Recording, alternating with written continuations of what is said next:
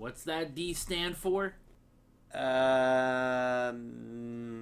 everybody, Car Dreamer here, coming at you on behalf of D-Class Derailed and all things D-Class related. And today we're taking a look at a fairly decent sized unboxing as far as quantity goes, because there's a reason for it. It's not the biggest item we've ever taken a look at, but I'm super excited for this because I love Green Lantern, love the mythos, just love everything about him, love the characters, and so when they did this, I thought it was actually a fairly clever idea. I'm not going to hate too much on them, even though it's made me buy 4 of the figures, 2 and 2.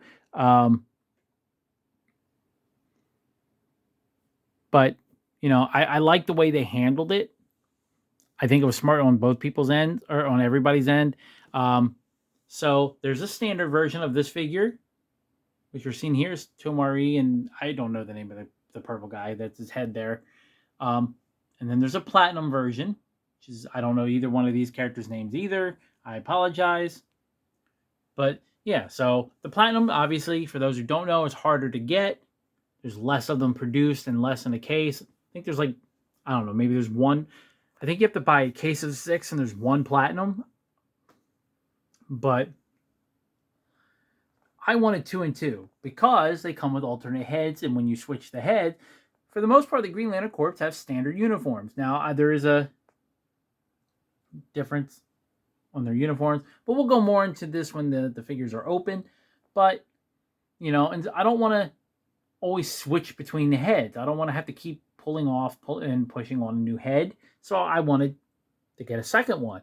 And it's no different if they produce them as 2 separate characters. This just keeps the production run simple. You buy 2, you got 2 bodies, you switch the head out. So, and it actually is a little more beneficial because you get a duplicate of both heads, so if should one break, you have another. But, so as you can see, aside from the heads and a little bit of a paint job, the accessories are all the same, which is nice. Uniformity in that way.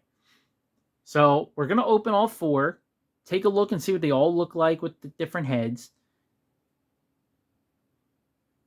Yeah, this is going to be super exciting. And here we are with everything open, and you know what? I couldn't be happier. Again, I love Green Lantern. I think these figures are pretty good. I know it seems simple.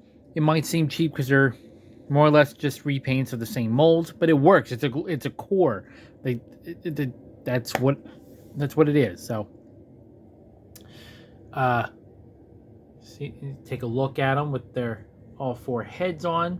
They all have great range of motion for their heads. They can look up, down, left, right.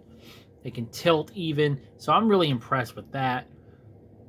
For the most parts, they all have the green boots, black legs.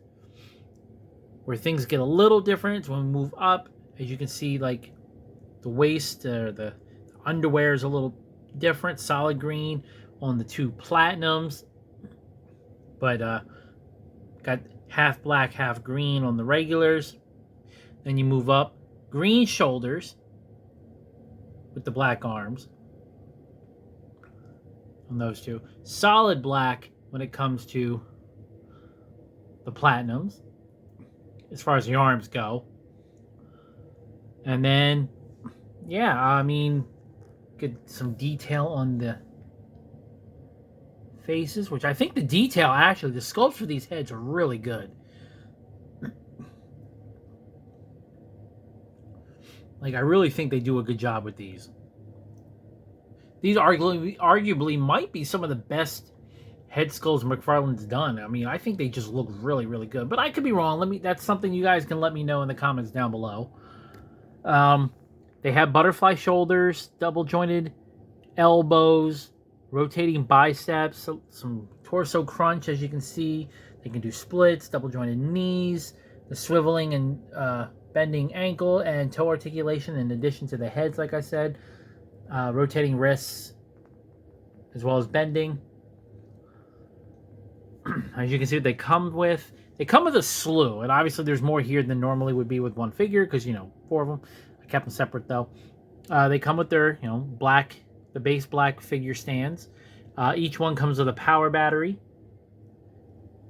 a Green Lantern shield that they can wear. They come with an energy blasting hand, which so stoked and happy for. They come with one that's a little guardian that they can talk to on the ring, which I like that as well. And of course, the hands. So the hands they have one closed fist with the ring and one grabbing hand. They have open hands for soaring as well as another closed fist. And then we'll get each.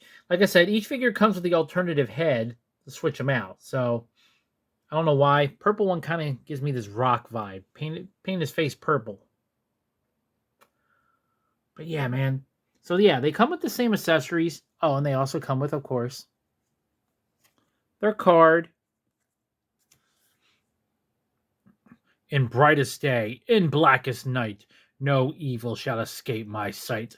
Let those who worship evil's might beware my power. Green Lantern's light.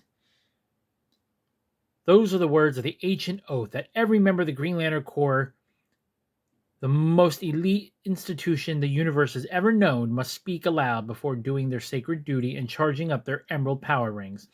The most powerful weapon in the universe. The members of this intergalactic police force come from every known sentient species in the cosmos, each a fearless warrior with indomitable willpower. Man, they just look so awesome. I would love to know what you guys think. Like, who is your favorite Green Lantern? There's so many. And I've actually got a decent amount. Like, this is from this wave, but I mean, I've got a Hal Jordan. I've got a Kyle Rayner. In fact, and here we are. This is just pretty much every Green Lantern figure I own except one, which I haven't opened yet.